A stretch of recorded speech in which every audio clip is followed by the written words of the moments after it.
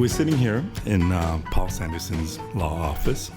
Paul has been kind enough to sit down with us and have a little chat about his life in the legal field, about his photography, about his music.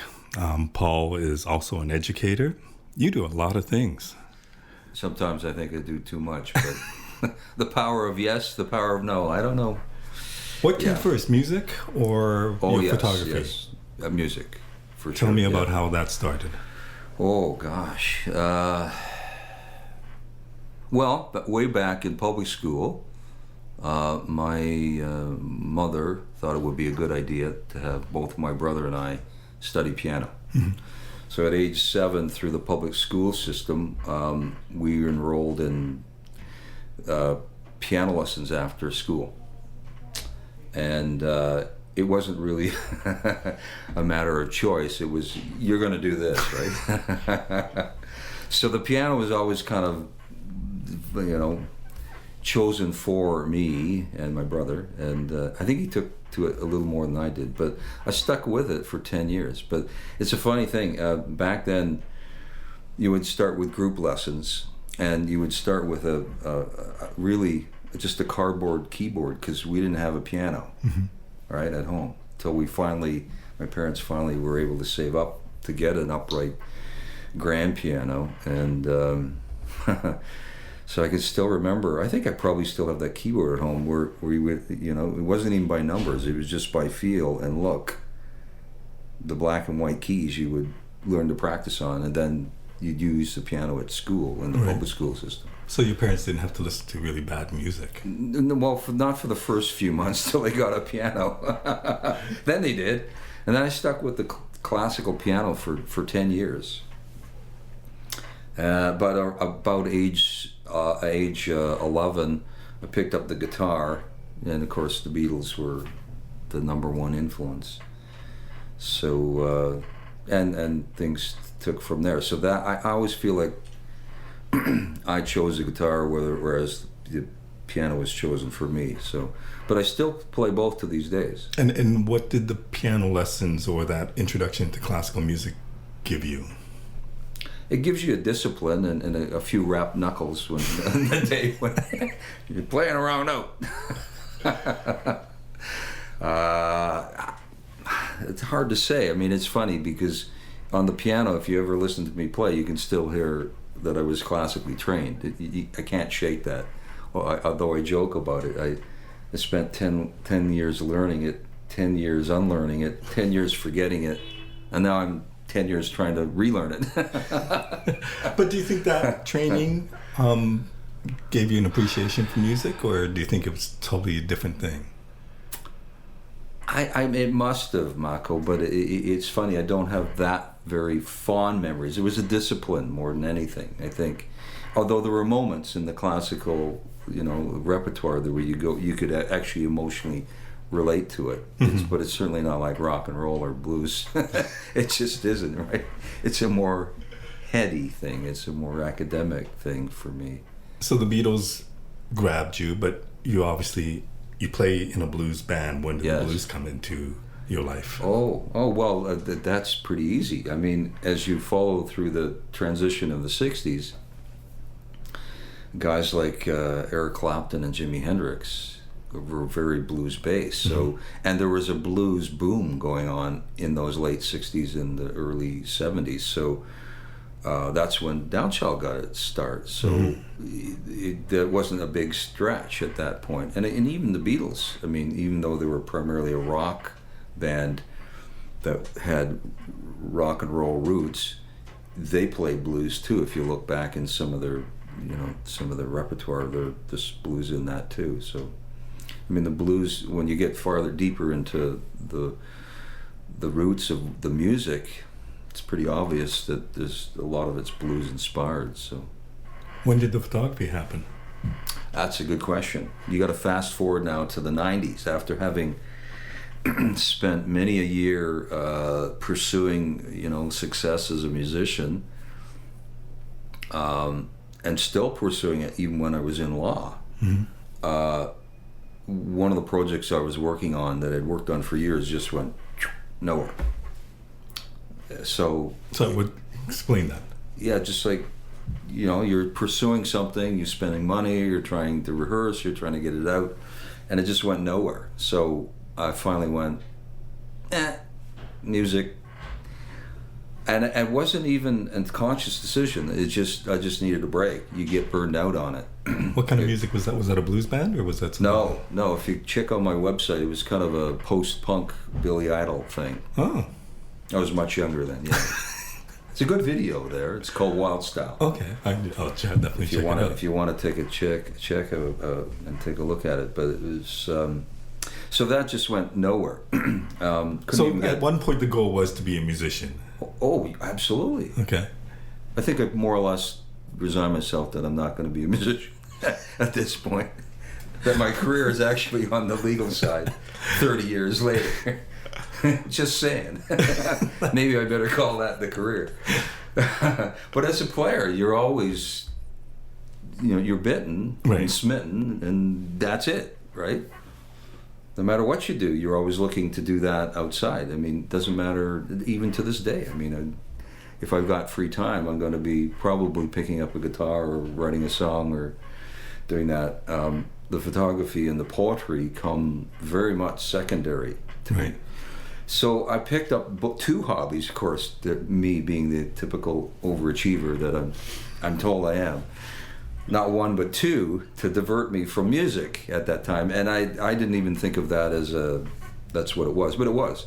So 4 years between 92 and 96, when Blue Room started, it started as a solo album for me. I finally went, I took what they call the rocking chair test. If you look forward to when you're 80 and would you regret not doing this? Right. And that was an album, right? That was a test. And I said, yeah, I would. So I'm going to do an album. So that's where Blue Room came in, but that's another story. So you were asking about poetry and photography. I ended up taking a couple of courses at Ryerson in the 90s, and in both poetry and photography. Not quite sure why poetry, but I can't remember. That's a long time ago now. It seemed like a good thing to do, and it was. I've been writing lyrics anyway, so there's all this stuff that material that doesn't find its way into songs, and I went, well, maybe I can do something with this. So that became a goal in itself, and it became a 10-year goal to be published as a poet, which I have achieved. So, and where's the legal part here? Have you gone to legal school? Oh yeah. Okay, the so law you finished. happened back in 1978 through to 81. And my how did you decide on degree. that? Oh, well, that's another story too, yes. Well, I'd been kicking around the bars trying to make it as a guitar player, right, and a musician. And it just wasn't happening. So I finally threw in the towel. I was all the ripe old age of like 21. I said, this is not happening. It was really, really depressing. Like, truly, but depressing. Mm-hmm. So I said, I'm tired of working all these odd jobs to try and support music. It's just not happening. So one of those odd jobs that I'd done, and I'd done many, as you may well recall, everything from a dishwasher to working in a sheet metal factory, the night shift at Lever Brothers, which is no longer there, warehouse at Eaton's, a lumberjack for a summer. Always had my guitar. Not a good career move, by the way, for a guitar player. Or anyone, for that matter. It's a dangerous job. But for sure. So one of those odd jobs was as a messenger in a law firm. And that's when the light went on. I went, oh,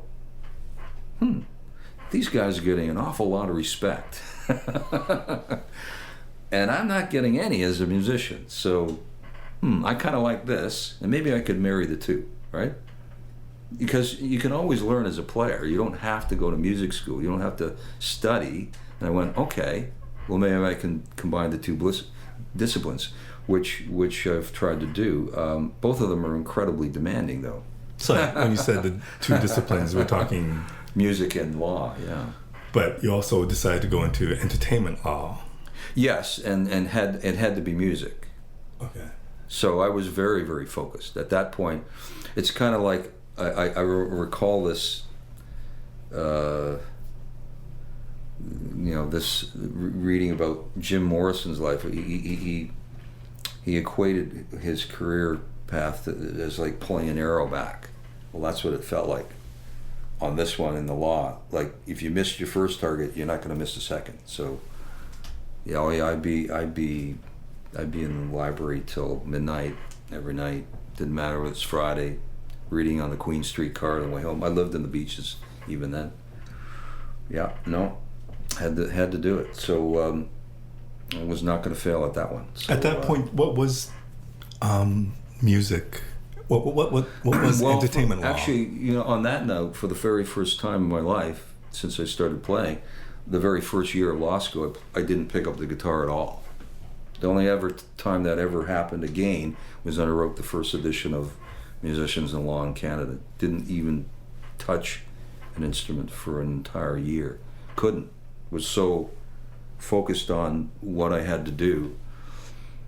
Well, at least you have that focus. I mean, obviously you have the ability to focus. Because, yeah. I mean, a lot of people say, this music thing isn't working for me, and they'll start driving a cab or start doing the idea else. was that the law would be the engine to drive the creative side, which it has been. That's what I set out to do. A fairly modest goal, but I did achieve it. So being in law allows me to play music and not have to worry about money. And not have to worry about the money. Same with photography, same with the poetry. Lord knows they don't make any money. I occasionally break even on some of those endeavors, but... But what did you think? So what was entertainment law when you decided to go into it? Like, was it clearly defined? No.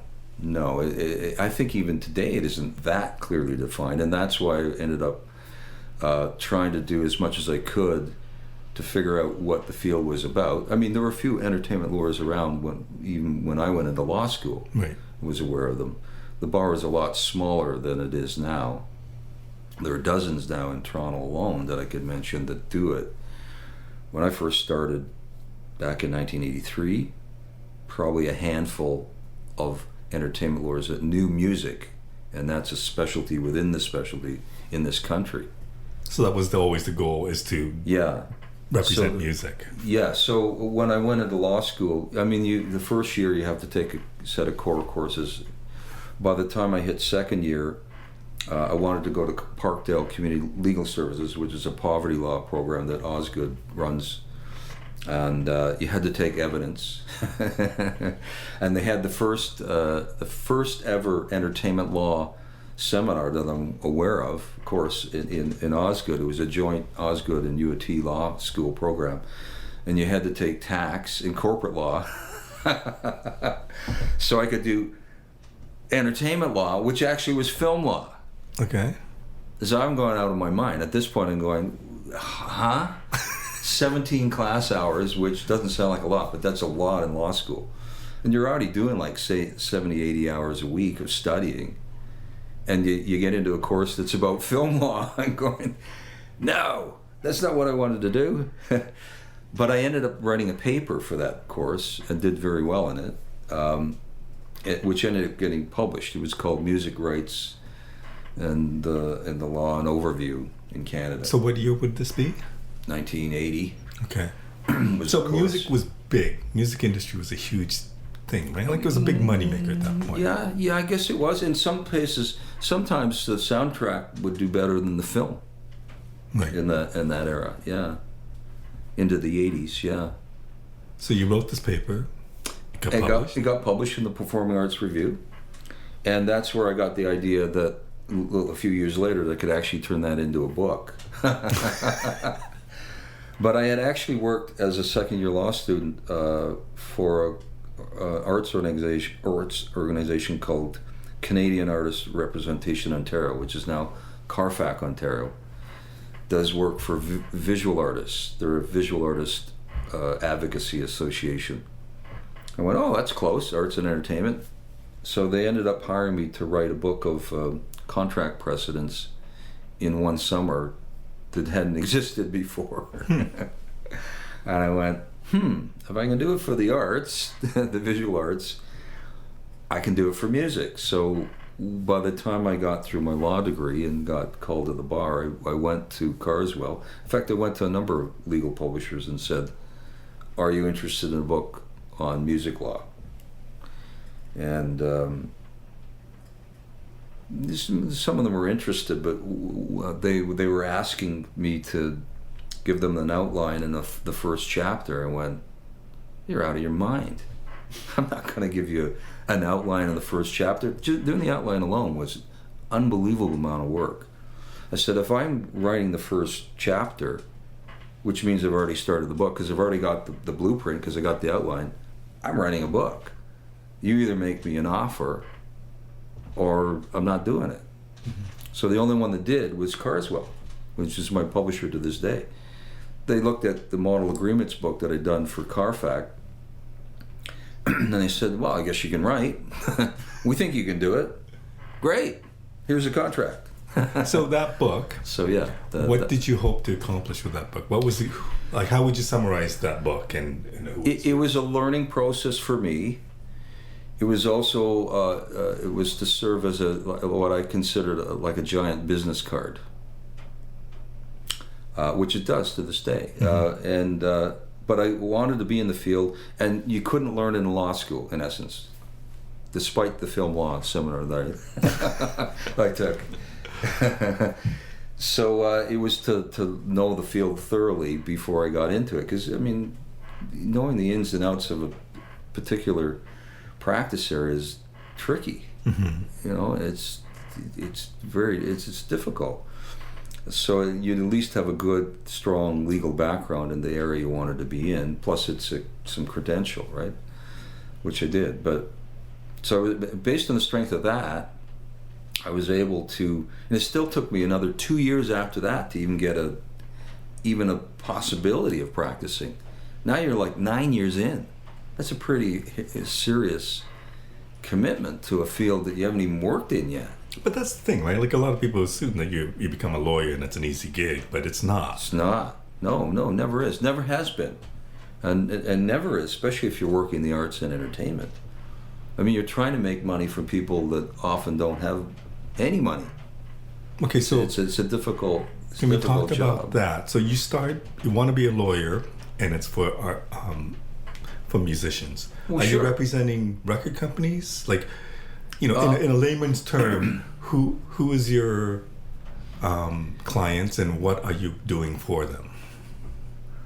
Well, we represent anyone, ideally, with a retainer and with no conflicts. Right. I wouldn't have answered that the same way probably 20 years ago. But most of them are going to be musicians, of course, because there are more musicians wanting to be musicians than there are other entities in the field. But we'll represent producers, managers, record production companies, record companies. I mean, over the 30 plus years I've been doing it, probably every level of the field. We've even done work over the years with major publishers and record companies. And these would be maybe mainly contractual Yes. things? Yeah, good. That's another thing. A lot of people say, well, what is entertainment law? Primarily, it's a specialty form of corporate commercial law with an emphasis on the commercial, basically boiling it down to contracts. Right. The way I define it. Now, some people would say doing corporate tax for Cineplex Odeon is entertainment law, but I would beg to differ. At least not in my world. Right. No, it's mostly contracts, although we do some trademark, and I am a trademark agent as well, and that seems to go well with the field. And so can you just define trademark? What would be an example of trademark in music? Well, most musicians either have a professional name or a group name if they're in a group, and record labels have record company names. Those are examples, and logos, and slogans, identifying marks in their business, really, at the end of the day, or what trademarks are all about. Okay, so there's the music industry, and especially back then, there was major labels, big oh, yes. bands, and whatever, big business. But there's now also we're talking history. Yeah, ancient history. But there is in the industry. Yes. So like let's say you and I decide to get a band together, and we call it Blue Room or whatever. Great name. So realistically, there's no reason to trademark that name. But we have. Okay. But like, Yes, so we I have. guess the question is, at what point do you think about that? Because That's a good question. Yeah. Sooner the better, right. because you can get into trouble. And we actually did, quite frankly. Yeah, we did. Give me an example. That's a personal example I can share with you. Blue Room had been using the name Blue Room since 1997. We applied for a mark, and lo and behold, there's another record label under the name Blue Room that was competing with us in our own territory, which was from England, by the way. Okay. That was looking to try and register the mark. We basically outlasted them, and we're the lawful trademark owner of Blue Room for what we do. Now, would that be difficult because they're in England and you're in Canada? Like, is that Yeah, it took 4 or 5 years to sort that out and get it. It was just lucky I was a lawyer that I didn't have to pay the legal fees to sort out the trademark issue.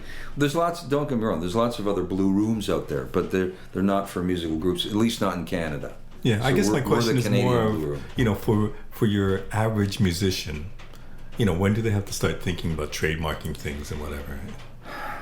Or do they I'll have say to again, the sooner the better, because you don't want to lose exclusive rights to your name. Having said that, it's probably not the first thing on their agenda, because if you're looking at hiring a trademark agent to do the work, not that you couldn't try and do it yourselves, some people do and find it a little too complicated. So they come to a lawyer who's a trademark agent to do it, or a trademark agent themselves. But yeah, I mean, you're looking around $1,500 roughly, $500 of which are government filing fees. So even that's a lot of money for a lot of bands. And they're going, well, do we put this over here into whatever, another recording or artwork or our website, or do we protect our name? So they'll often put it on the back burner, but that can be a problem later.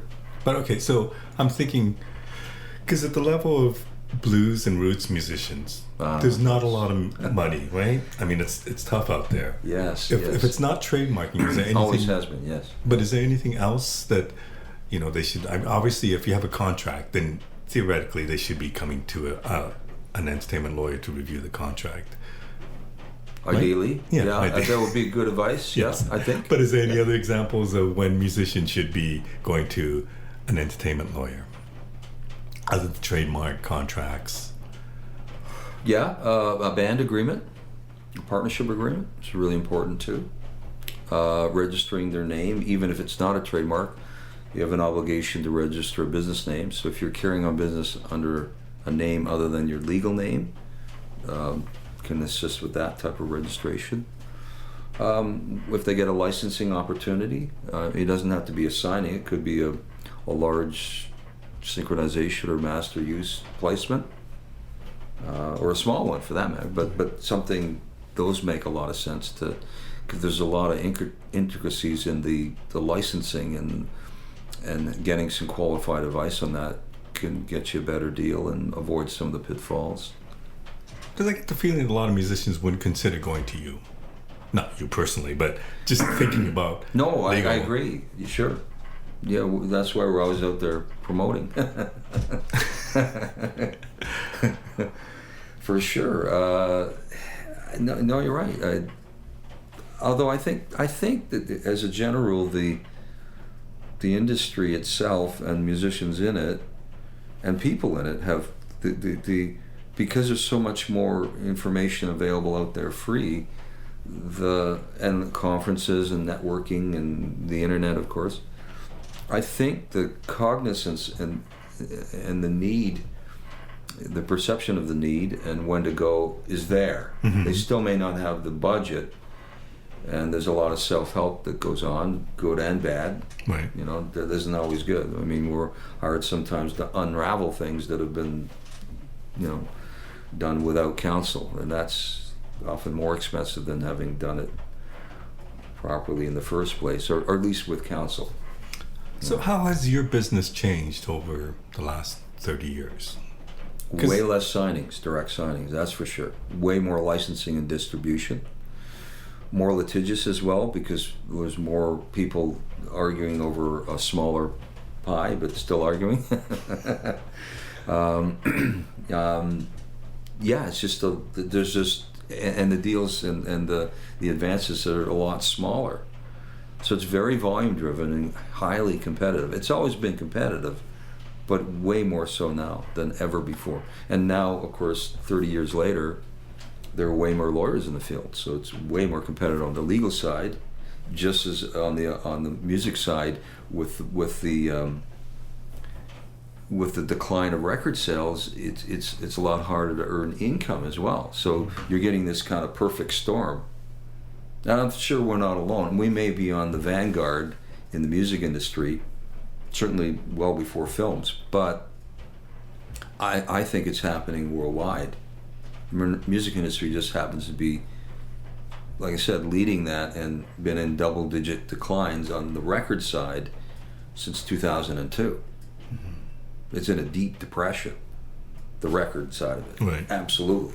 It's never been better as a consumer to buy music, that's for sure. Or consume it. Yeah. That's true. Harder for musicians, though, because that was one part of their major part of their income. Often for a lot of musicians, those are lost leaders these now. Which is crazy. It is, because I came from the era where a record was a valuable commodity and a work of art in itself. Now, to think of it's just either a piece of merch at live mm-hmm. with a CD. That even that, unless it's autographed, why should I buy it? Because I can get it for free off the internet. Right. Or am I going to buy that or the T-shirt? Well, I can't download the T-shirt yet, so I guess I'll get the. Well, tell me how the internet has changed your world. Well, things are a lot faster. That's for darn sure. Like everything else, Mako, when there's changes, there's pluses and minuses to it. I went through the era in the 80s when I first started practicing where the mantra was, we need distribution. You hear anyone crying about distribution these days? No, we have worldwide distribution. And that's not the answer, but that was the answer then. We couldn't get into retail was the idea, mm-hmm. musicians. And there's no retail now. Yeah, now there isn't any retail to go to. And although iTunes and downloads are considered retail. Mm-hmm. So, but you're right, physical retail, no, it's if you walk into a physical retail, it's T-shirts, DVDs. Oh yeah, we have a few CDs over in the back there, and it's the top catalog, best ofs, and the top 40. That's it. Are you hopeful for the music industry? Like, how do you view the industry as it stands right now with all these changes? Well, there's never been a greater demand for music, and that doesn't seem to be satiated at all. So. The music business is growing and can grow. It's the record side of it is in deep transition, right? Mm-hmm. So, if they do move to what's called the so-called subscription model with streaming, right? Arguably, and that's where the majors seem to be putting their bets that streaming is not only the present but the future. And if you can move people from a freemium to a subscription model, there's even more money. So good days will return. That's kind of the thinking on the record side. But the music business itself has grown. Live has grown. I'm not saying isn't incredibly competitive. It is, and there's some changes there too. Because what we used to take for granted as a vibrant club scene is starting to die off because the generation that's out there now that might support it isn't so necessarily live music oriented mm-hmm. by any means. So that's changing too. So, but if you look at the concert side, yeah, it's pretty healthy, and there's growth there. Music publishing is growing too, and of course, if you're a star, merchandising can be incredibly valuable. Mm-hmm. But I just wonder about. There's the star. The few of them, yeah. And then there's everybody else. Yeah, the so-called 1%, right? Yeah, I'm not even sure it's 1% anymore. Well, it might be. I don't know. Yeah. Is there a question there, Mac? That I can help you with? No? Okay, so going back to streaming, which is a topic that I've discussed many times with my friends, and I think it's a concern, and I know that. Yeah, no, I agree. And it's great that you can do this. I hate the idea that I can't buy a CD for somebody for Christmas anymore because they can just they have it all, right? Although there's a great used retail record store just down the street. Oh, okay. We're probably gonna buy it used though. But the reality is that, Yeah. From what I can gather, people paying $8 or $9 a month for whatever music service, streaming services, that's not really resulting in the artist getting paid a lot of money for it per play. Not yet. No, you're right. It's 0.00007 cents or Right. something. This is crazy. But that's, on the other hand, if you look at, and I do read a lot of the blogs and the newsletters and all that stuff, right now, the last I had read, Universal and Sony were about neck and neck, and about 24% of their annual income is coming from streaming. And it's growing. So they are very much, the race is on to try and dominate that field and push the consumer there. So they have a piece of the streaming too, right?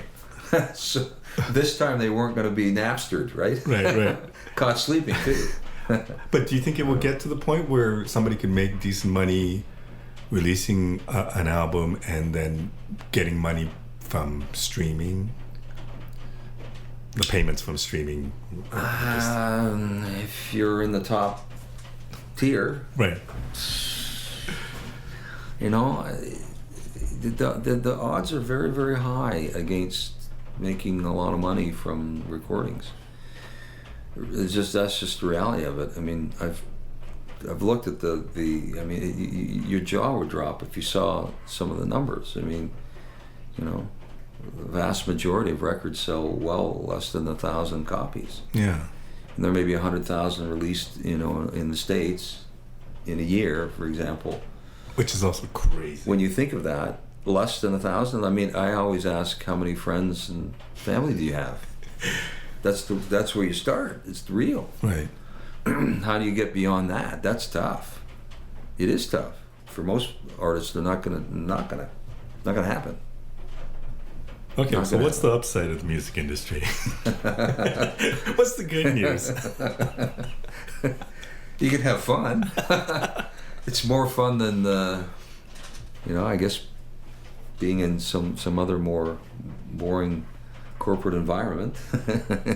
If you like the uncertainty and the thrill of the chase. So if I was a musician, I came to you and I said, I have an opportunity to be on a streaming service or not, what would you say? Well, most will do that automatically because they'll go through one of these aggregators and they're on it. Right. And they're on iTunes too, right?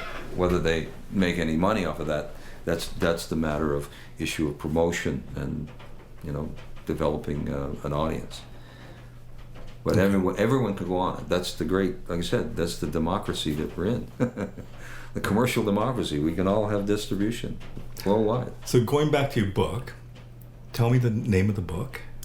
It's called Musicians in the Law in Canada. And he's just grabbing it right now for those who can't see. And it's in his fourth. It's now the blue book. And see, I use it too. I've got a bookmark. I do.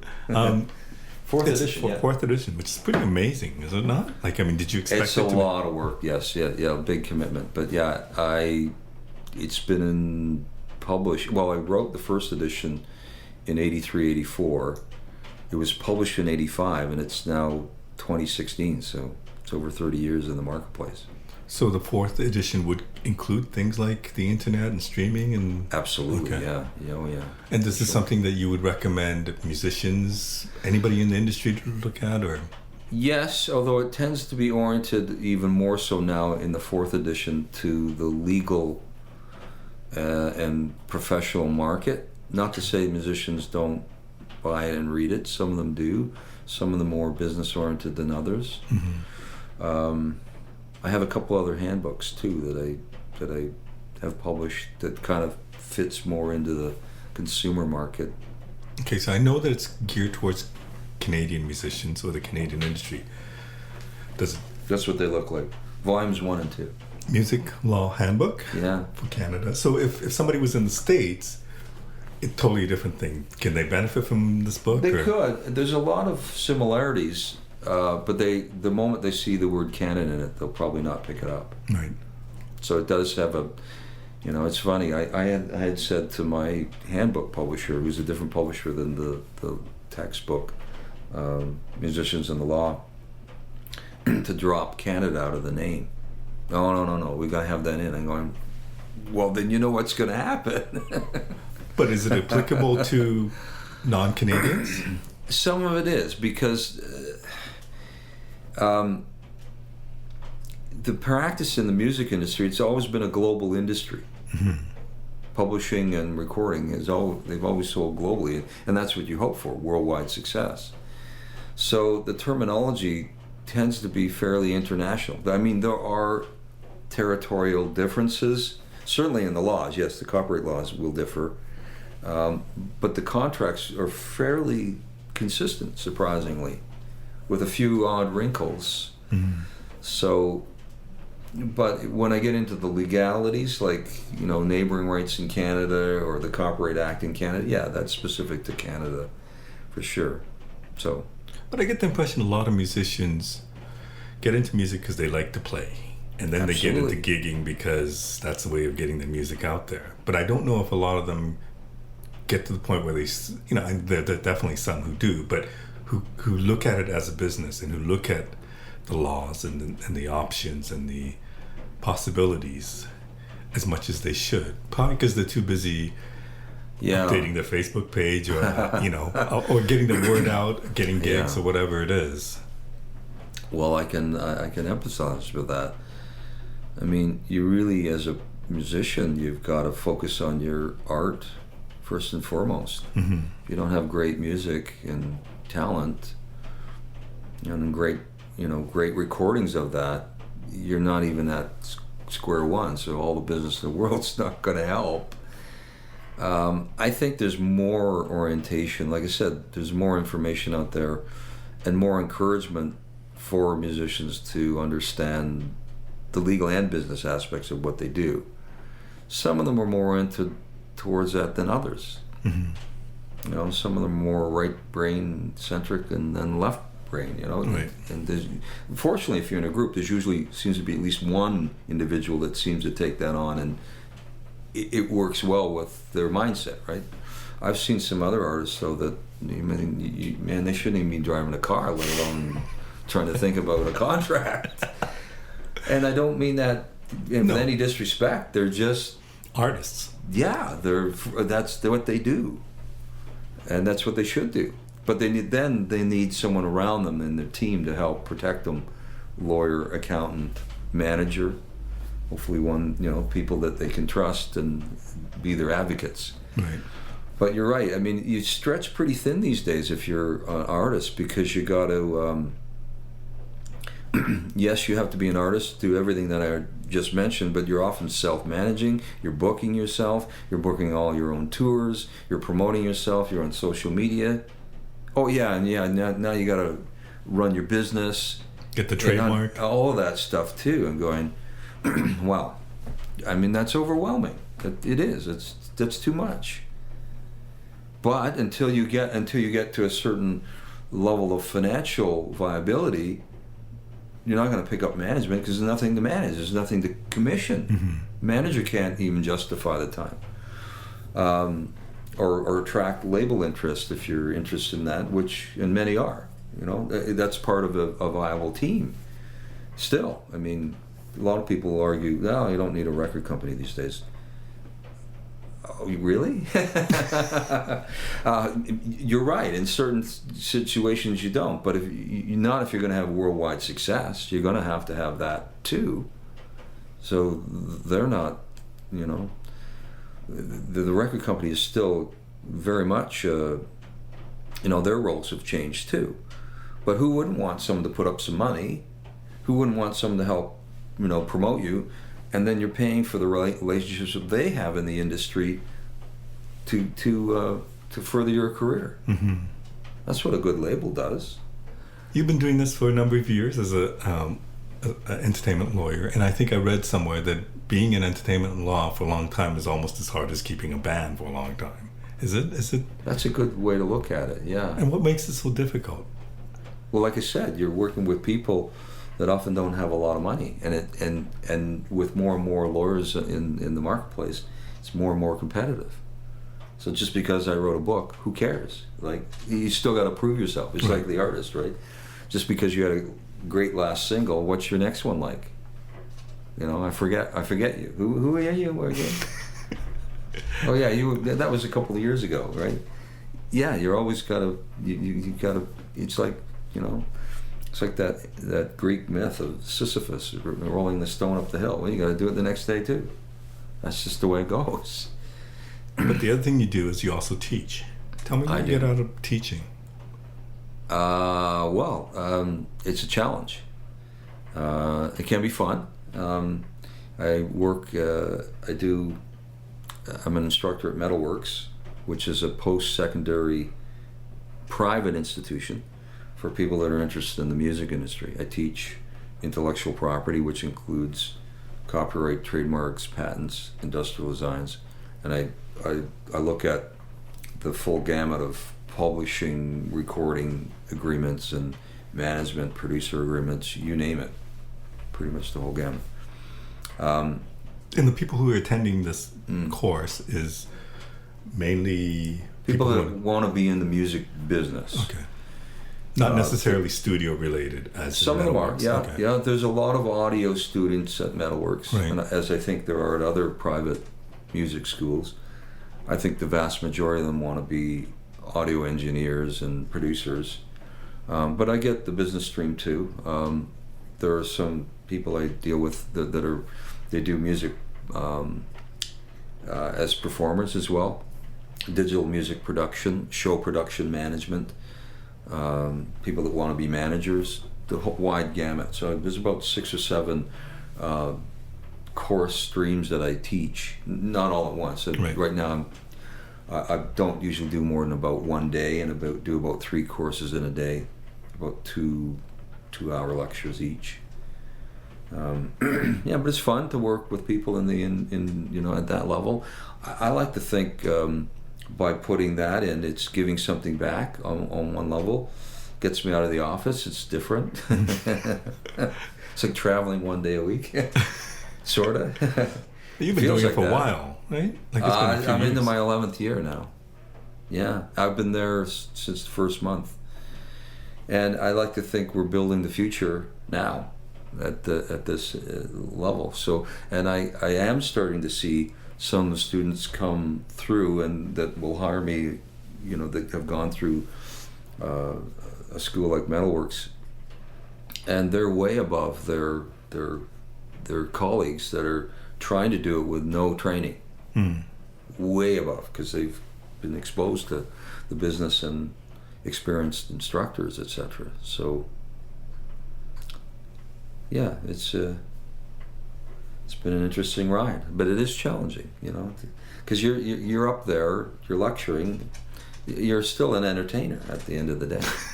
Yeah, you are. Yeah, you got to keep their attention, even though they want to be there to get through their courses. You know, it's still a 2-hour commitment. Why should I go to that class? Skip law this year. It's that legal class. Yeah. I don't like law anyway.